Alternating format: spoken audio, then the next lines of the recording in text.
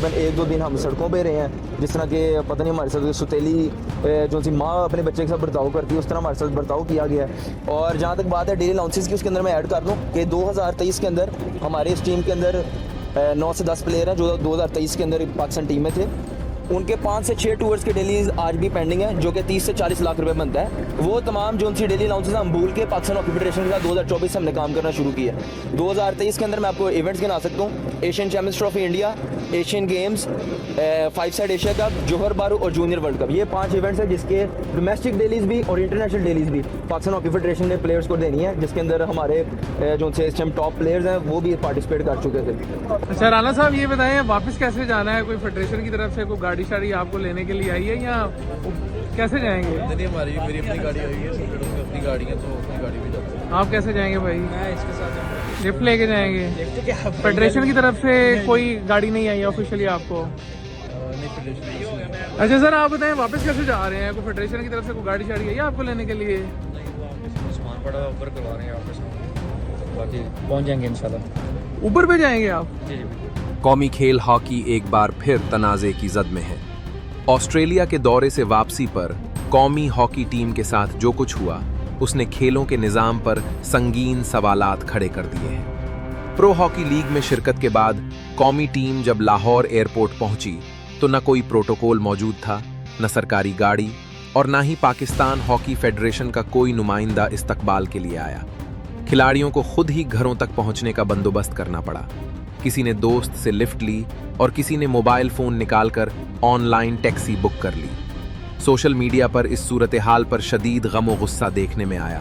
सारिफीन ने Pakistan sports board और hockey federation को कड़ी तनकीद का निशाना बनाया। एक सारिफ ने तंजिया तबसरा करते हुए लिखा कि वसाइल और प्रोटोकॉल शायद भारत से शिकस्त खाकर जल्द वतन वापस आने वाली क्रिकेट टीम के लिए मुख्तस होंगे, लेकिन असल हंगामा उस वक्त बरपा हुआ जब कौमी हॉकी टीम के कप्तान इमाद शकील बट ने मीडिया से गुफ्तगू करते हुए ऑस्ट्रेलिया में पेश आने वाले वाक़यात की तफसीलात बयान की। उनका कहना था कि ऑस्ट्रेलिया में खिलाड़ियों के साथ जो सुलूक किया गया वो नाकाबिल कबूल है और सामने आने वाली खबरें 100% दुरुस्त हैं। इमाद शकील बट ने इंकशाफ किया कि खिलाड़ियों को किचन साफ करने, बर्तन धोने, अपने कपड़े खुद धोने और बाथरूम साफ करने पर मजबूर किया गया।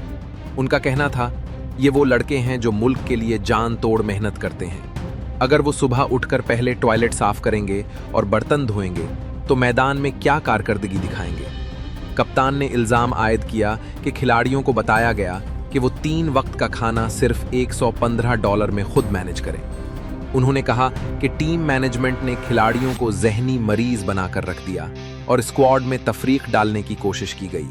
उनके मुताबिक हर खिलाड़ी से अलहदा पूछा गया कि वो फेडरेशन के साथ है या कप्तान के साथ, ताहम पूरी टीम उनके साथ खड़ी है। उन्होंने मजीद कहा कि खिलाड़ियों को मीडिया से बात न करने की हिदायत की गई और पाबंदी की धमकी दी गई।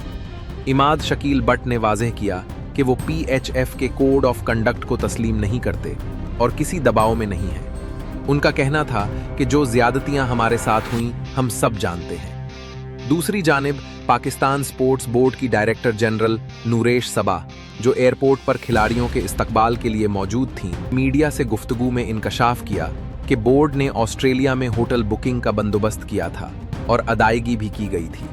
ताहम वो बुकिंग बाद में पाकिस्तान हॉकी फेडरेशन की जानिब से मनसूख कर दी गई। नूरेश सबा ने कहा कि अगर खिलाड़ियों को मुनासिब खुराक और रिहाइश मुयस्सर न हो तो कारकर्दगी मुतासिर होना लाजमी है। उनका कहना था कि टीम मैनेजमेंट ने बोर्ड से गलत बयानी की और इस मामले की जामे इंक्वायरी रिपोर्ट वजीर आज़म को इरसाल की जाएगी। उन्होंने वाज़ेह किया कि कौमी खिलाड़ियों के साथ ऐसा सुलूक हरगिज़ बर्दाश्त नहीं किया जाएगा और आला हुक्काम को इसका नोटिस लेना चाहिए।